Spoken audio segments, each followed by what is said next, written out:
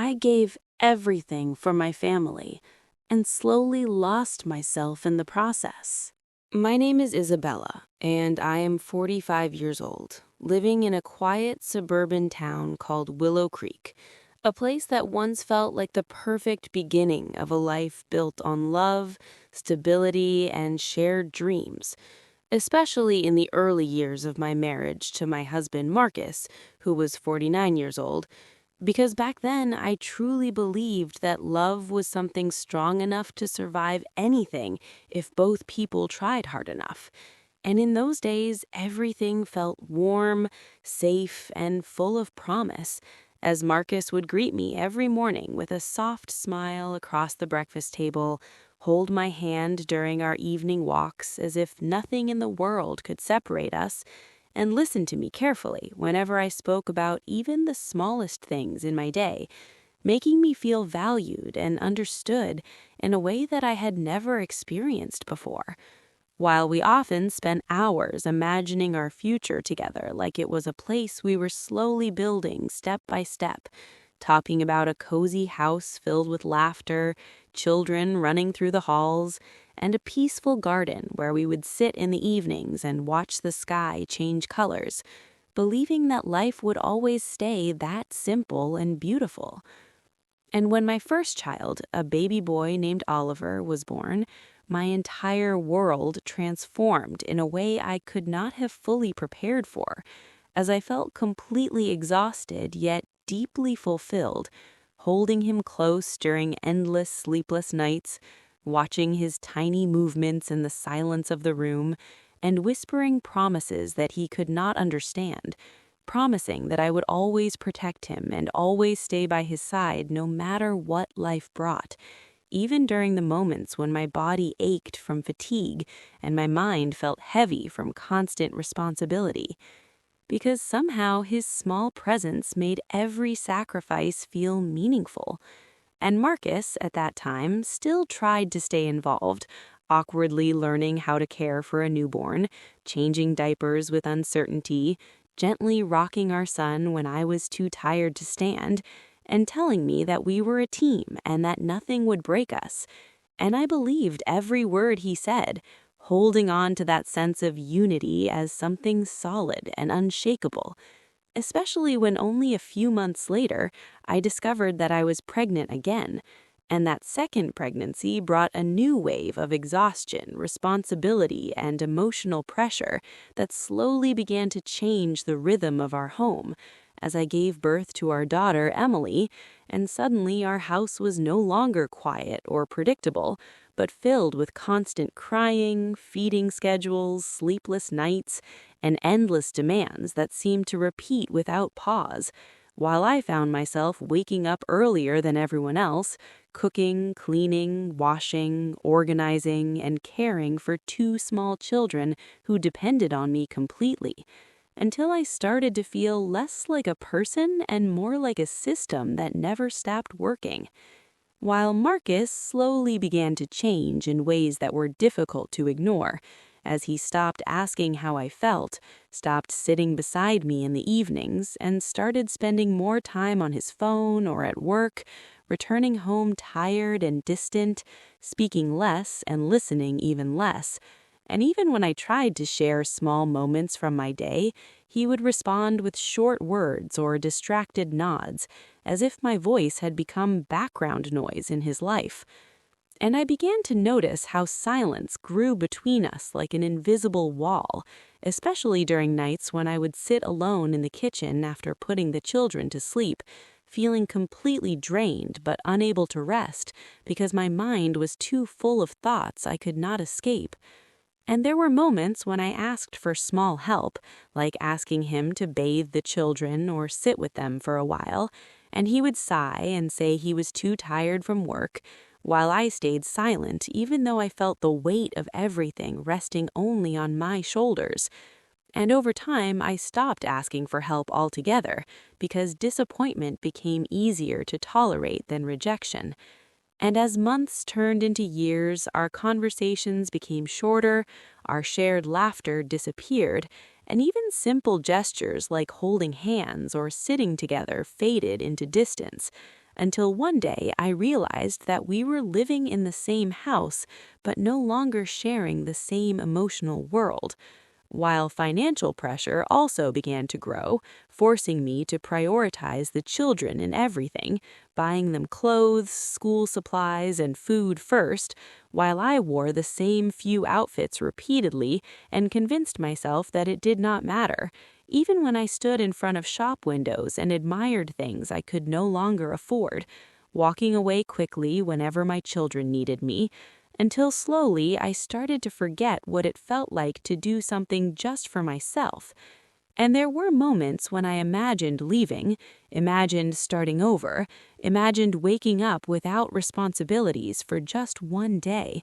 But every time those thoughts appeared, they disappeared just as quickly, because I would hear my children calling for me, and I would remind myself that my life was now tied completely to theirs. Until one evening, a small argument between me and Marcus in the kitchen changed something deeper than I expected, as we spoke in tired voices about things that had built up over years, and my daughter, Emily, stood quietly near the doorway listening without us noticing,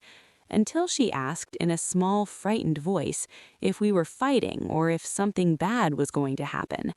And that moment froze inside me like a sharp realization that the life we were living was not only affecting us, but also shaping the way our children understood love.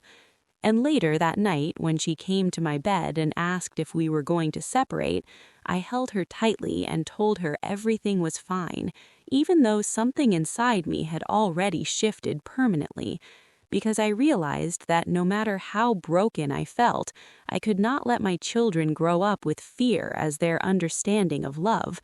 So I stayed, not because everything was okay, but because I believed stability mattered more than my own emotional emptiness. And years continued to pass with school mornings, homework, doctor visits, and birthdays, while I learned how to smile in public even when I felt empty inside, how to answer "I'm fine" even when I wasn't, how to pretend that everything was normal even when I felt invisible in my own life, until my children slowly grew older and more independent, needing me less and less each year, which should have felt like freedom, but instead felt like loss, because I no longer knew who I was outside of being needed.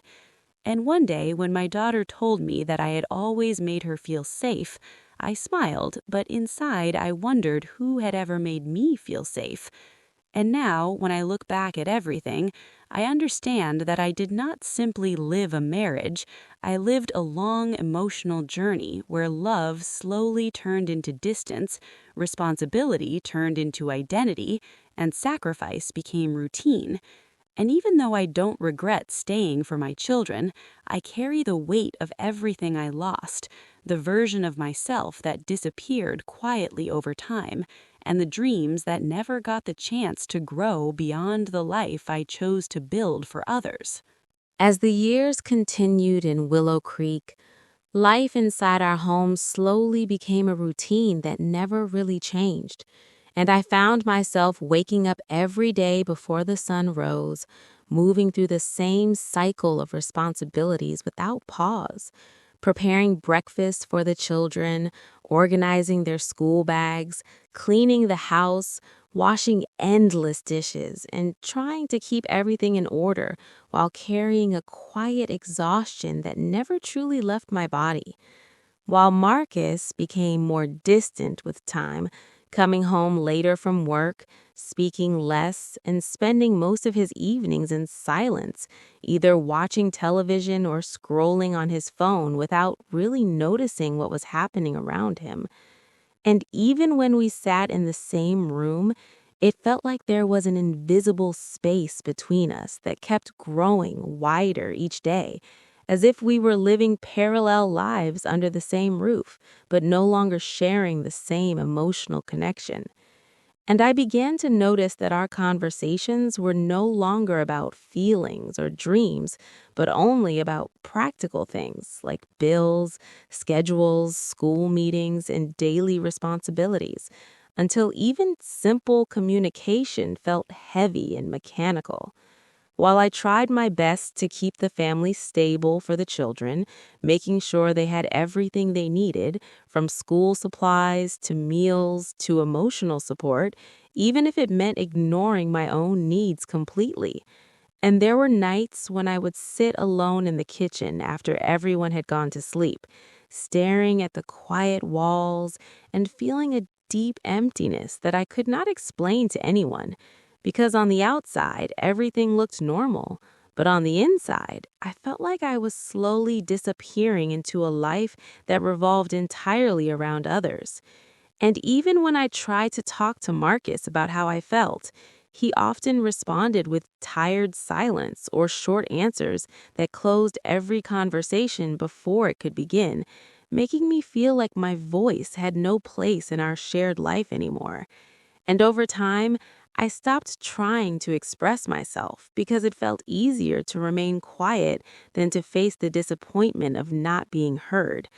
While financial pressure also became part of our daily stress, forcing me to be more careful with every expense, choosing to prioritize the children's needs above everything else, even when I wanted something small for myself.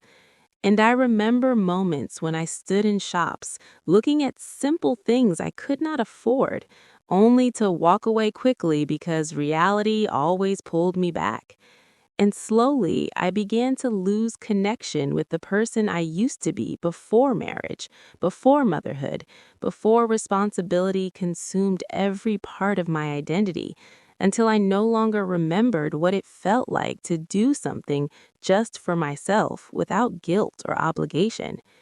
And even though I stayed strong for my children, inside I often felt like I was living a life that belonged to someone else, one that was built on duty, silence, and sacrifice rather than happiness or shared love.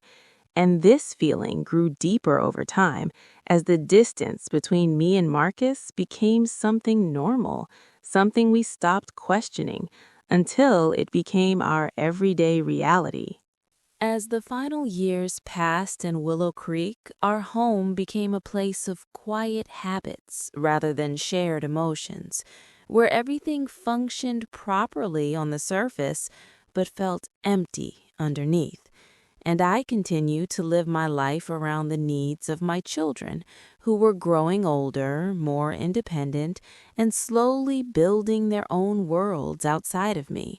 while I tried to hold on to the feeling of being needed for as long as possible, even as that feeling started to fade little by little, and Marcus and I continued to exist in the same house like two people connected by history rather than love, speaking only when necessary, exchanging words about schedules, school events, or household responsibilities, but never truly speaking about what we felt or what we had lost. And over time, I stopped expecting anything different because hope itself began to feel exhausting, while I focused entirely on raising my children in a stable environment, making sure they never felt the same emotional confusion that had slowly taken over my marriage. And even though I often felt lonely, I convinced myself that my sacrifices were necessary and meaningful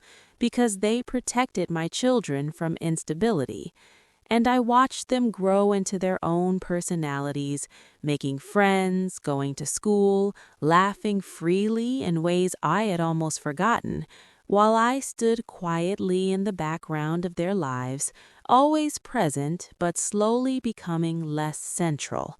And one day I realized that my daughter no longer needed help with everything. My son no longer ran to me for every small problem. And instead of feeling proud, I felt a strange emptiness that I could not easily explain, as if my purpose had been slowly reduced over time without me noticing, until I was no longer the center of anyone's daily world.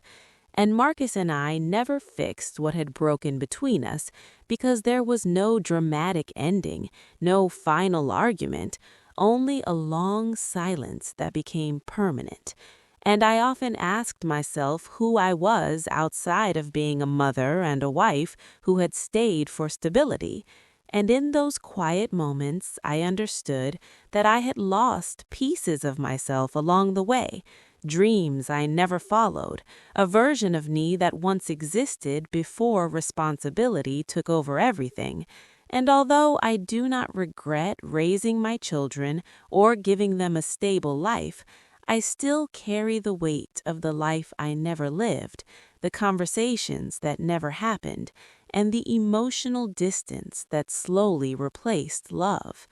And now, when I sit alone in the evenings, I no longer wait for change. I simply accept the quiet reality of a life that was built for others, while I learned how to live inside it with patience, memory, and a silence that has become my closest companion. Don't forget to subscribe to the channel. Turn on the notification bell so you never miss any new videos, and share this content with your friends to support us and help us grow.